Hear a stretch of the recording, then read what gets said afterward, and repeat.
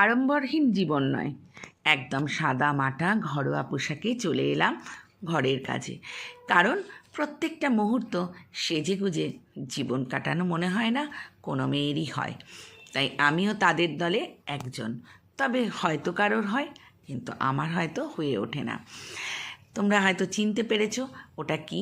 ওটা হচ্ছে ডালিয়া। একদম ঠিক ধরেছো বন্ধুরা। একটুখানি ডালিয়া আর তার সাথে মুগ ডাল শুকনো কড়াইতে ভালো করে ভেজে নিয়েছিলাম। শীতের রং বেরঙের সবজি বেশ ভালোই লাগে ডালিয়ার মধ্যে যোগ করে দিলে। তাই কড়াইতে জিরে সম্বার দিয়ে একটু সবজিগুলোও ভেজে নিয়েছিলাম। ডালিয়াটাও শুকনো কড়াইতে নেড়ে ভালো করে ধুয়ে নিয়েছিলাম 3-4 বার। তারপরেই ওই ধোয়া ডালিয়াটা অ্যাড করে দিলাম সবজিগুলোর মধ্যে। নুন, মিষ্টি, কাঁচা লঙ্কা, একটু আদা থেতো করে দিয়েছিলাম, জিরে, ধনে সব কিছু দিয়ে ডালিয়াটাকে সুন্দর করে কষিয়ে নিয়েছিলাম। তারপর আমার ইলেকট্রিক কেটেলের মধ্যে গরম জল কড়াই থাকে, সেটাই আমি দিয়ে দিয়েছি। কারণ ডালিয়াটার মধ্যে ঠান্ডা জল দিইনি। আর শীতকালে কোনো রান্নাতে না আমার মনে হয় ঠান্ডা জল দিলে হতেও অনেক দেরি লাগে। নুন, মিষ্টি, ঘি সব অ্যাড করলাম। এই ডালিয়াটা শুধু খেতেই ভালো লাগে। তারপর ব্যালকনিতে চলে এসে দেখছি কি সুন্দর বাইরেটা চকচক করছে। পুরো শহরটা কি সুন্দর না, কোথাও সবুজ, কোথাও সাদা, কোথাও ইটের মোড়ক, সব নিয়ে একটা অন্যরকম। আমার এই জায়গাটা ভীষণ প্রিয়।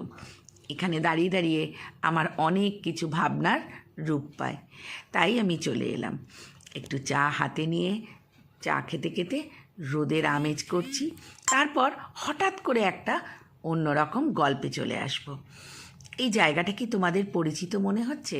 কেউ ধরতে পেরেছ কিংবা কেউ পারোনি? একদম ঠিক কথা, চলে গেছিলাম তারকেশ্বর। জানি না, হয়তো ঈশ্বর টানলে কোনো প্ল্যান করতে হয় না, এটাই হয়তো আমাদের বিশ্বাস। তবে অনেক সময় নানা বিপদে পড়লে বলি ঠাকুর নেই, কিন্তু একদম তাই নয়, ঈশ্বর আছেন। একটা গ্রাম্য পরিবেশে একটা ঝিমঝিম শীতের রাত সত্যি অসাধারণ একটা অনুভূতি। দেখো কত বড় বড় ভোলে বাবার মূর্তি। এটা একটা পাথরের দোকান। গ্রামের দোকানগুলো তোমাদের সামনে তুলে ধরলাম। সেখানকার পরিবেশ, সেখানকার পোশাক, সেখানকার মানুষ সত্যি কি ভালো, আমি তোমাদেরকে কি বলবো। একটা চায়ের দোকানের বসে যখন আমরা দুজনে চা খাচ্ছি, তখনই বুঝতে পারলাম মানুষগুলো সরলতায় মোড়া আর কত সুন্দর।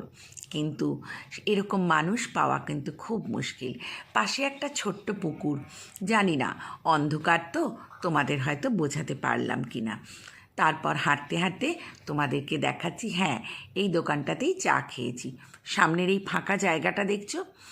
যারা আসো মন্দিরে, বাবার মন্দিরে পুজো দিতে, এখানেই কিন্তু গাড়ি রাখতে হয়। আমিও গিয়েছিলাম একটা বিয়েবাড়ির উদ্দেশ্যে। তবে সেখানে আমি নিমন্ত্রিত নই, ছেলে। কিন্তু সেই সুযোগটাকে কাজে লাগিয়ে আমি বাবার মন্দিরে একটু ঘুরে এসেছিলাম। দেখো মন্দিরটা, মন্দিরের ভেতরে কোনোভাবেই কিন্তু ভিডিও করার নিষেধ নেই। তাও লুকিয়ে চুরিয়ে যতটুকু পারলাম তোমাদের সাথে শেয়ার করলাম। বাড়ি ফিরতে ফিরতে আমার কমপ্লেক্সের ভেতরে আরেকটা বিয়েবাড়ির অনুষ্ঠান। তাই কমিউনিটি হলে এই